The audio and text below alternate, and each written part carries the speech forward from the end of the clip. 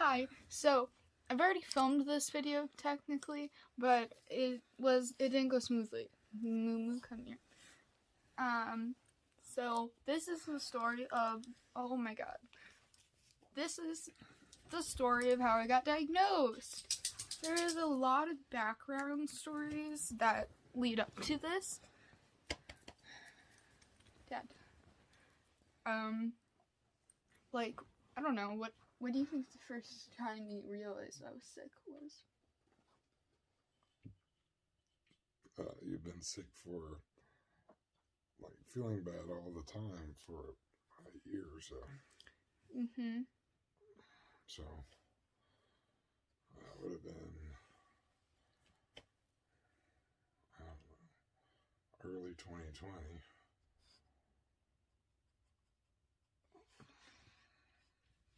God, it's a long time.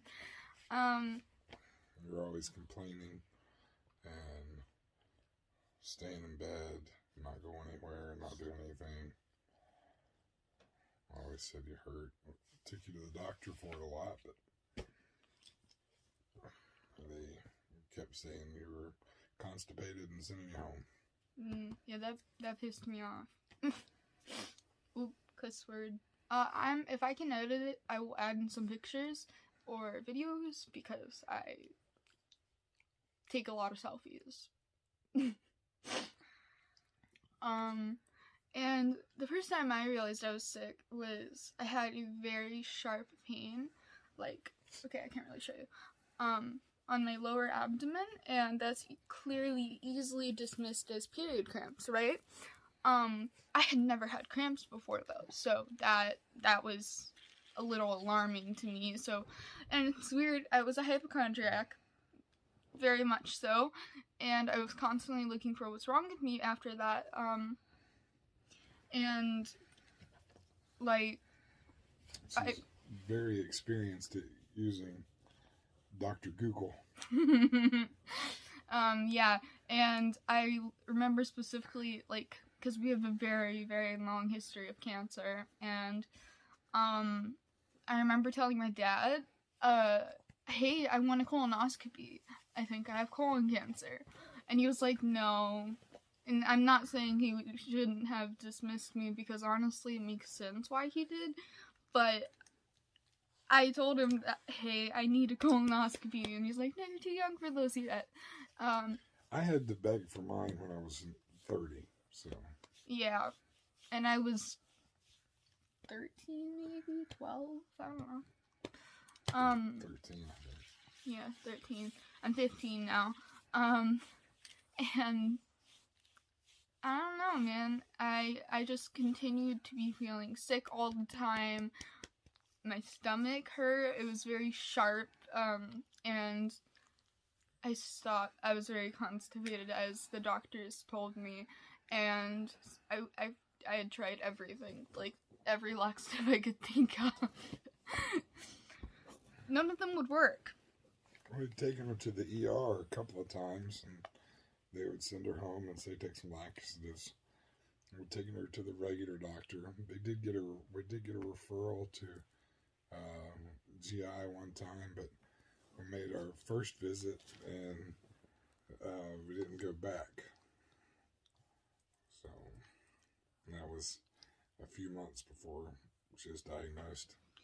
Yeah, I remember I would constantly complain about how bad my stomach hurt. I was overheating all the time, which was a sign that my immune system was fighting very hard, and I was always hot. My room was literally 63 degrees, and I would be hot. It was crazy. And then it got to the point where I started throwing up, and that part's difficult for me. I have, I don't know what it's called, but I am afraid of throwing up now. Ooh. She was throwing up like just about every time she ate. She also didn't have any energy and wouldn't leave a room or get out of bed. So there was like cups or containers or just random things everywhere with bits of throw up in it.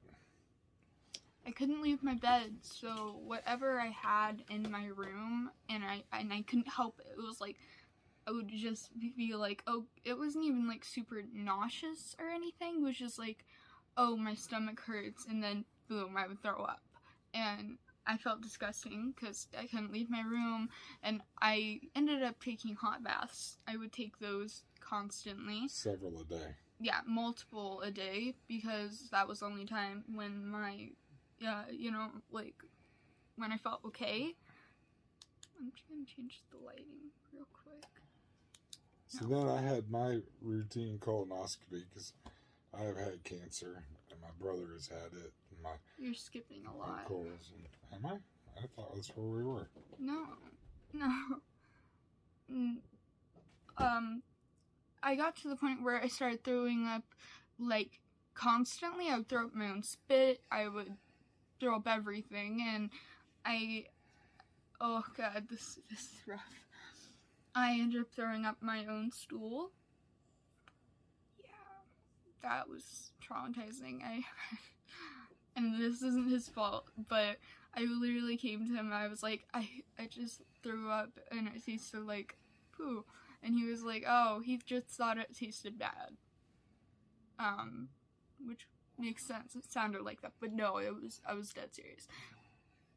Dead serious. Okay, sorry. And yeah, now you can go back to your part.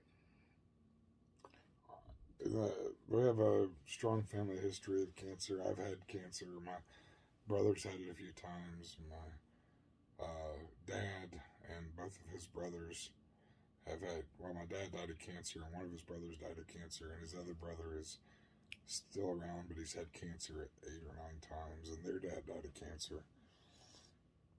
And it hit fairly young. I had my brother the youngest when he was, I think he was in his 20s the first time. So I would routinely get colonoscopies, and I went in for one, and I used the little bottles of magnesium citrate for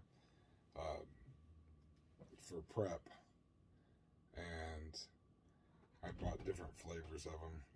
I have a very difficult time with that. So Omega was wanting to go in to see the doctor again, and I told her, okay, I'll take you on Monday. This is on Sunday. I said, but go ahead and drink. Use this bowel prep like I use, and if you still haven't used the bathroom, I'll take you again Monday. So she used an entire bottle of magnesium citrate. I could feel it. And didn't moving. pass anything. And then her stomach swelled up, and she looked, by morning, she just looked like pregnant. Her belly had gotten so big, and she still hadn't passed anything. And I grew stretch marks across my stomach. So we went to the ER, same one that keeps telling her she's constipated. They diagnosed me with GERD, which is acid reflux. And if you want to get their attention during triage, go ahead and mention that you've had an entire bottle of magnesium citrate and haven't passed anything, because that that got their attention, and they immediately put her in triage when we told the people that, and there were 3 or 4 people in the triage checking her out, and they did a rectal exam, they did an X-ray, and they came back and said that her bowels were just impacted, and that she. They wanted to, I can't remember the word they used. They were going to clean her decompress. They wanted to decompress, but they weren't set up for that. So they sent her to Children's, about an hour away in Columbus. And I went in an ambulance. Mm-hmm. And that was, that was the beginning. We were there. We had started at the ER about 11 o'clock on Monday morning. Or I think it was Monday morning. And they finally got her admitted at Children's about 3 or 4 in the morning. And the next morning. And they had said that she had a blockage, and they tried to, well, they going to try to. They admitted her, and they were going to scope her. They admitted her, and they put her on that thing that sucks stuff out of your stomach. And it was just yeah, a gastric, nasogastric suction. It went up my nose, down my stomach. It was just filling up with poop, and I mean, it was dark brown. It wasn't normal stuff coming out of her stomach. And then they took her to do a scope and came back and said they couldn't do it. Yeah. Your colon is about as long as your height, and I was like 5'5" or so, and they could not get past a foot. Yeah, they said it was completely 100% blocked. Yeah, I had a full bowel obstruction, and I was about a week away from dying. They said it was a tumor, which they didn't know. So they scheduled a surgery to go in and remove the tumor, and they had been trying to get her cleaned out. And they told us it would be about 2 hours. Oh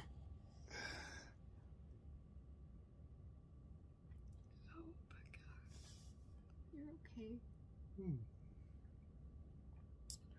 It's about 9 hours. Yeah.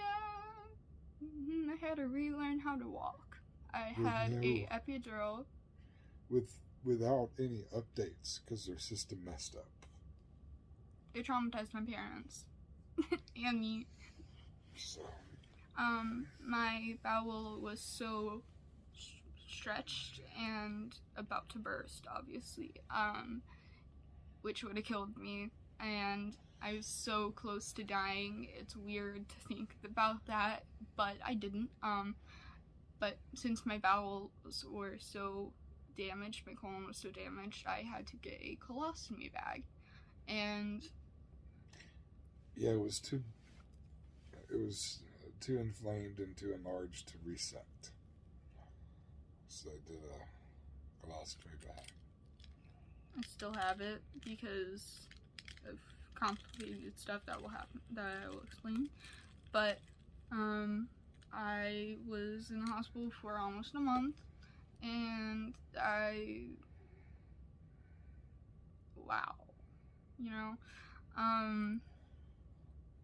started chemo. Yeah. They had to put a port in. I had to get a port. That's where the scar is from. I had to get another port, which we'll explain why later. Yeah. So they put the port in. Started 6 months of chemotherapy. Which was very... I don't know how it was on her. It was pretty rough on everybody else. Oh, God. I cried every night. I had to have these horrible shots. Lovenox. That was before the chemotherapy. I know, it was before the chemotherapy. For 30 days after she went home from surgery, she had to have a blood thinner shot every day. And she whined so... It was so painful. And he had to do it, so I was, like, not nice to him while he did it. Yeah, it was bad. Went through the chemo. And every night I would ask my dad to lay down on bed with me, and I would just cry and ask, why is this happening to me? And I was scared. I would be like, why am I gonna die?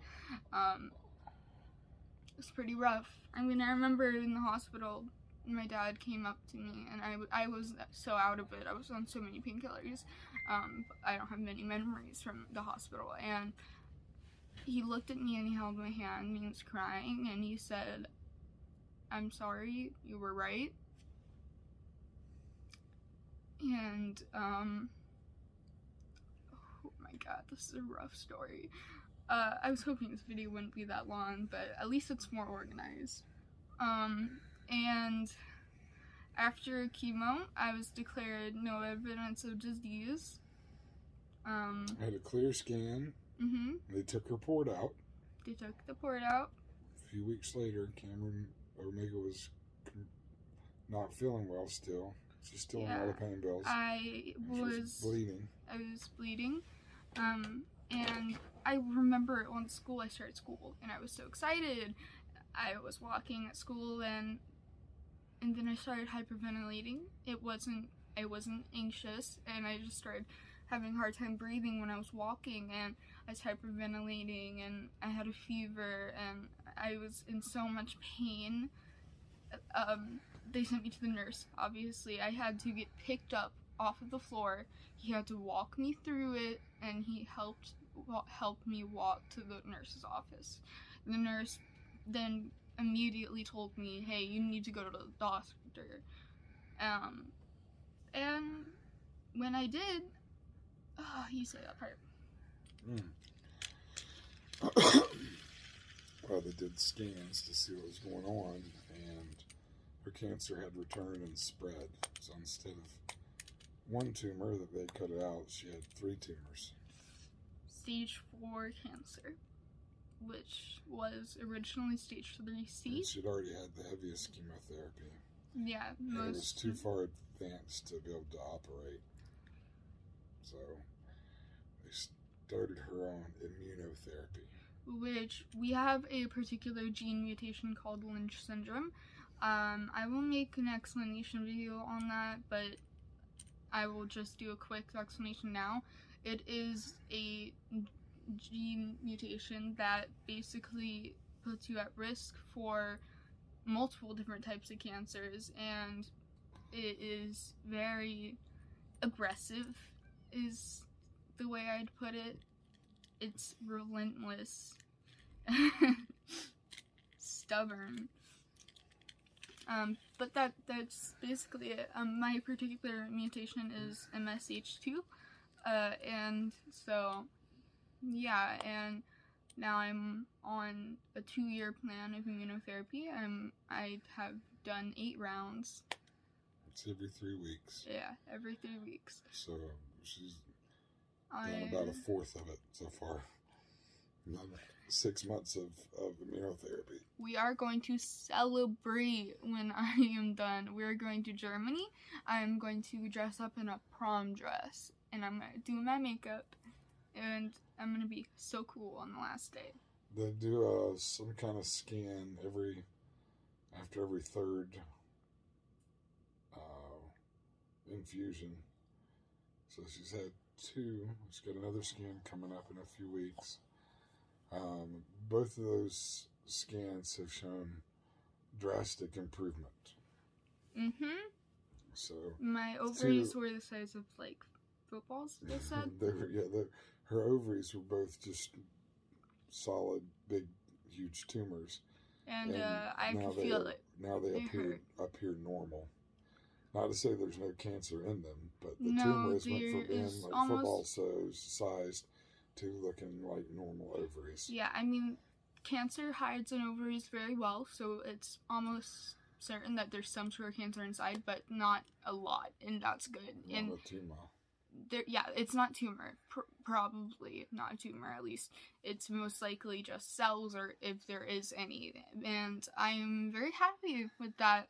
The other one has shrank every time. It's considerably smaller than it was. Yes. It's in the colon. Yeah, so that's rough. Having to be re-diagnosed. I have survivor's guilt. It's horrible. But yeah, I mean, I'm still fighting, but you guys are going to be with me on the way. I mean, I don't post too often, but I'm going to start posting more often if I have ideas. But yeah, I'm back in school. I have to use a wheelchair because I have muscular dystrophy from... What? No.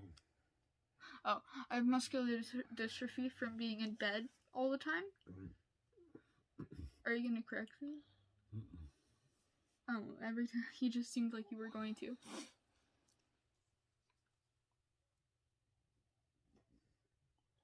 Baby, finish up. We're close to the end. Oh, yeah, so, I mean, I'm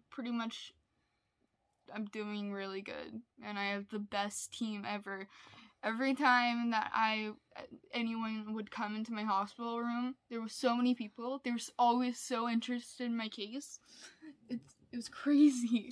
Yeah, she always had, you know, doctors that were like just coming in to see her, people following along on the case, and every time before she would have before we go in for a visit with a doctor, they would have like conferences sometimes with people from all over the country talking about her. Something special. I don't know if you know this, but it's rare to even get it when you're in your 30s. But to get it when I was 12, if that's when they say it probably started, is insane. And yeah, that's it, I think. I hope this video was easier to watch than my first one. I think I'm gonna delete the first one though. So, bye! Oh no. Bye!